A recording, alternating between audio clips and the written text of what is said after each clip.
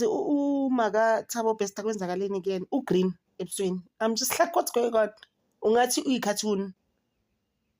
And someone was even saying, is it poverty or what actually happened there?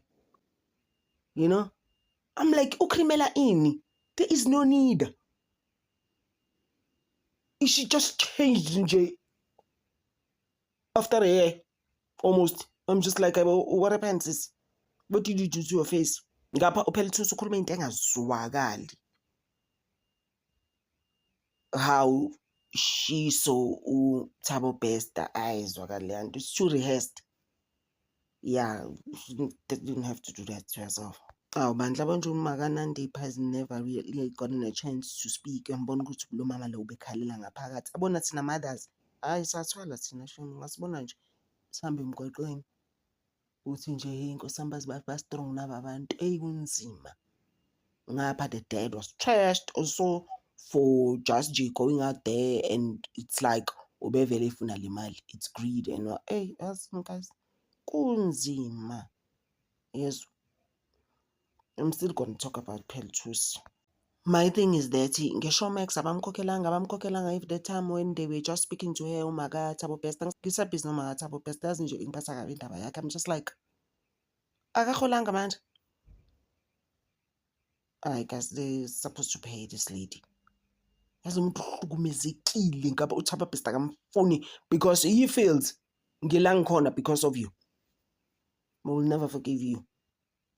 Hey guys, like I always say, sometimes dynamics are imizi asiwazi. And you know what's crazy? These family problems and dynamics of families zikhona. Singazibalekela, but they will always be there. So I was still talking about Peltus. People are just feeling like, Sissy, you don't know how to tell a story. Utin, what are you even saying?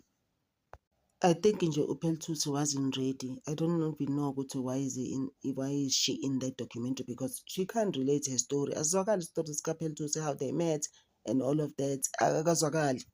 I didn't expect that. I expected more from her. Ukuthi asho ukuthi wayesefuna ukungikinya mhlambe or wayefuna ungenzani. Something interesting, you know? People are like, Pel, why were you at the documentary? Because like awusitshela ukuthi kwenzakalani kuwena. Fanele ukuthi usitshele ngoba ngidwa umuntu osidone izinto ezisabisayo ebantwini. So you must just tell us ukuthi okay, you went to see him for some modeling job or whatever job that you were busy with. How do you know him? Wena uzobe usitshela isikhathi nezinto nje engenamsebenzi walutho. Hayi uPeltus guys, honestly uvele nje wabhora abantu wababhora big time. Or mhlambe lento kaPeltus eBhayibheli, maybe they added it, she added it, she didn't know what to say anymore. She was just like nje ngavele ngamniki. Guys, oh my gosh, I'm just like, why?